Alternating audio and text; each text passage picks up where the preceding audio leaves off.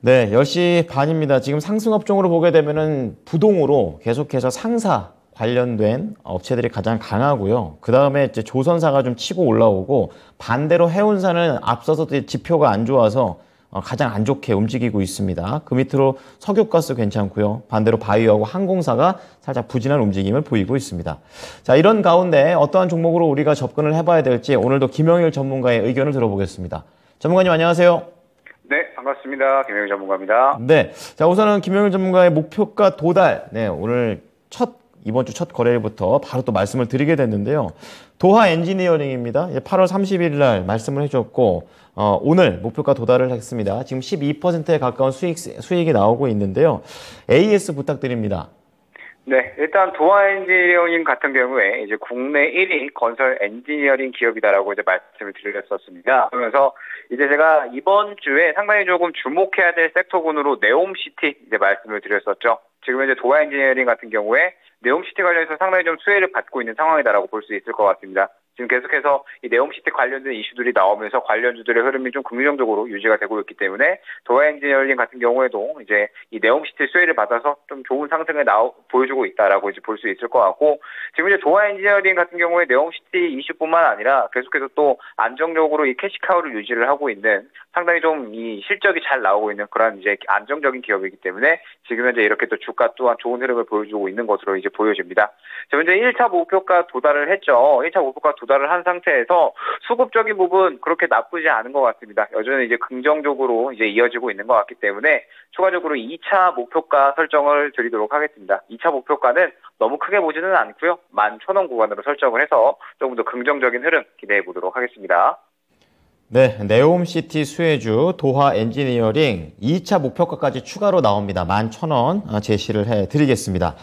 자, 그럼 지난주에 말씀을 해주셨던 바이오 플러스라는 종목을 좀 보도록 하겠습니다. 여러 가지 성장성과 기대감이 뭉쳐져 있는 기업이라고 말씀을 해주셨는데요. 조금 더 자세하게 얘기 부탁드리겠습니다.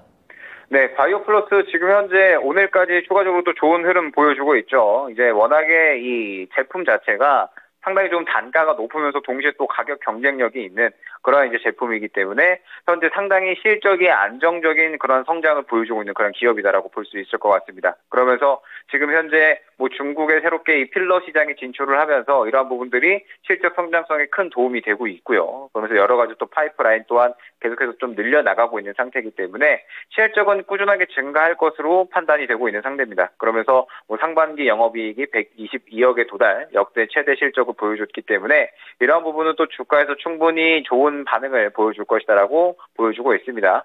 지금 이제 이러한 우호적인 상당히 조금 이 훌륭한 이러한 실적을 바탕으로 해서 추세를 다시 한번 상승으로 돌려놓고 있는 그런 구간이기 때문에 지금 현재 구간에서 여전히 긍정적인 흐름 가져가도록 하겠습니다. 목표가 그대로 유지를 해서 주가 급등 기대해 볼 수 있도록 하겠습니다.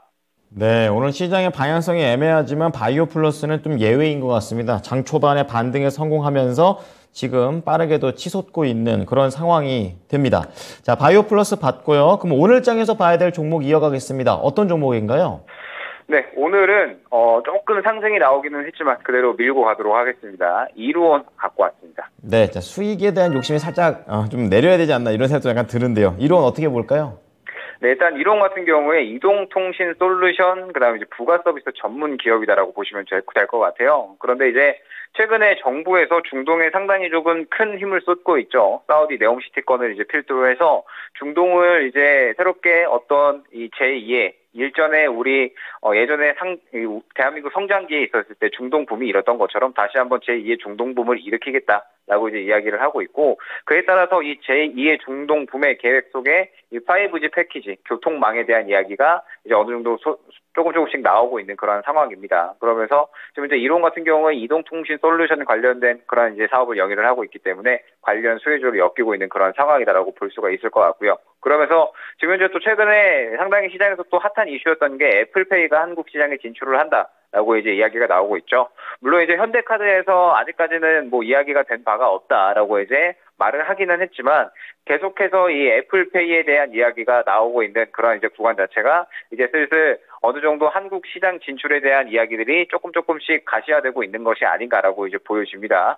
여전히 소비자들의 이 애플페이에 대한 욕구는 상당히 좀 높은 상태에서 애플페이가 이제 실질적으로 한국 시장에 진출하기 위해서 이제 뭐 애플코리아에서 새롭게 또 이 관련해서 뭐 구인 구직을 한다라든지 여러 좀 객관적인 증거들이 조금씩 나오고 있기 때문에 애플페이 또한 지금 현재 한국 시장에 어느 정도 진출 좀 가셔하고 있지 않을까라고 보여집니다. 그러면서 지금 현재 또 관련주들을 엮이는 그러한 상황이고 지금 최근에 수급을 보게 되면 계속해서 조금 같은 구간을 움직이는 그런 이제 모습을 보여줬습니다. 그래 이제 같은 구간에서 상당히 조금 힘이 강한 그런 이제 모습을 볼 수가 있죠.